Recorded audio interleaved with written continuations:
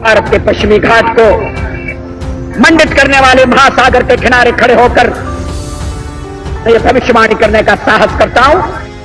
केंद्र की सत्ता में काबिज भारतीय जनता पार्टी आज अपना स्थापना दिवस मना रही है, जिसे लेकर पार्टी की तरफ से तमाम तरह की तैयारियां पूरी हो चुकी है। भारतीय जनता पार्टी आज 6 अप्रैल को 42 साल की हो चुकी है। इस उम्र में भी बीजेपी किसी युवा की तरह कामयाबी की बुलंदियों पर विराजमान है।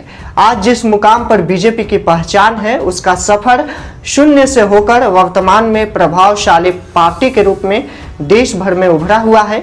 आजादी के बाद भारतीय जनसंघ से आगाज किया और जनता पार्टी बनते हुए 6 अप्रैल 1980 को बीजेपी की बुनियाद पड़ी।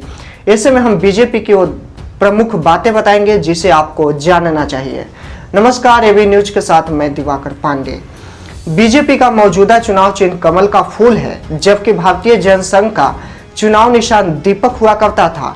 1952 से 1977 तक इस चुनाव निशान पर पार्टी लोगों से वोट मांगती रही। हालांकि अब कमल के फूल को बीजेपी हिंदू परंपरा से जोड़कर देखती है और अब यही पार्टी की पहचान है।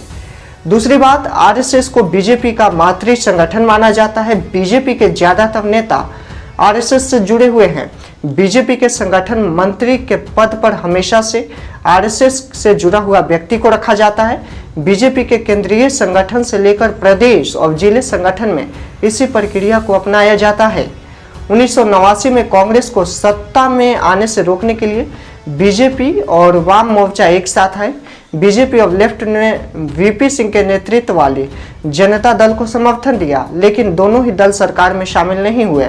1989 के चुनाव में बीजेपी 89 सीट जीत कर लाई थी, जो आजादी के बाद से सबसे बेहतर प्रदर्शन रहा। जनसंघ से जुड़े हुए नेताओं को पहली बार 1977 में जनता पार्टी की सरकार में सत्ता में आने का मौका मिला। अटल बिहारी वाजपेयी विदेश मंत्री बने थे, लेकिन यह सरकार बहुत दिनों तक नहीं चली। बाद में जनता पार्टी के अंदर वर्चस्व की लड़ाई में पूरी पार्टी बिखर गई।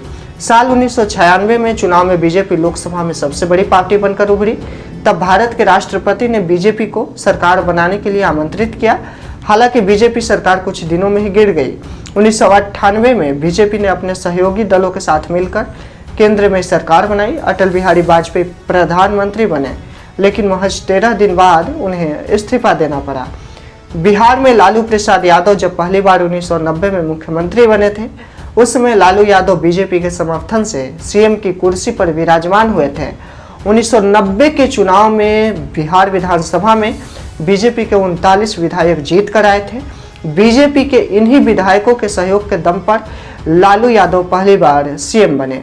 बीजेपी के लिए कांग्रेस विरोध की राजनीति बेहद अहम रही है। जनसंघ के दिनों में जवाहरलाल नेहरू का विरोध जनसंघ संस्थापक श्यामा प्रसाद मुखर्जी ने किया।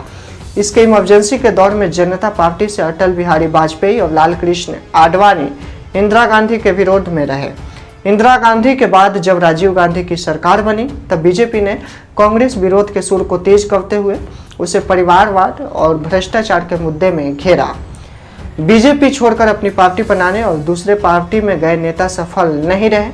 इतना ही नहीं, कल्याण सिंह से लेकर उमा भारती और केशुभाई पटेल ने भी बीजेपी से अलग होकर अपनी पार्टी बनाई, लेकिन बाद में दोबारा से घर वापसी की और अपनी पार्टी का बीजेपी में विलय कर दिया।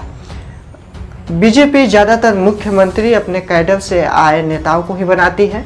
दूसरे दलों से आए नेताओं को बीजेपी सत्ता में आने पर उच्च पद बहुत कम ही देती है।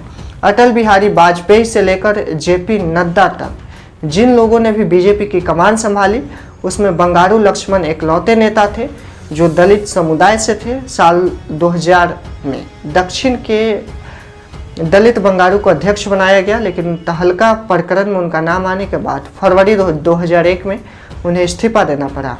2014 बीजेपी के लिए सबसे अहम साल रहा। गुजरात के तत्कालीन मुख्यमंत्री नरेंद्र मोदी के नेतृत्व में बीजेपी ने 282 सीटों पर जीत हासिल की। इस बार बीजेपी की सरकार बनाने के लिए किसी पार्टनर की जरूरत नहीं थी।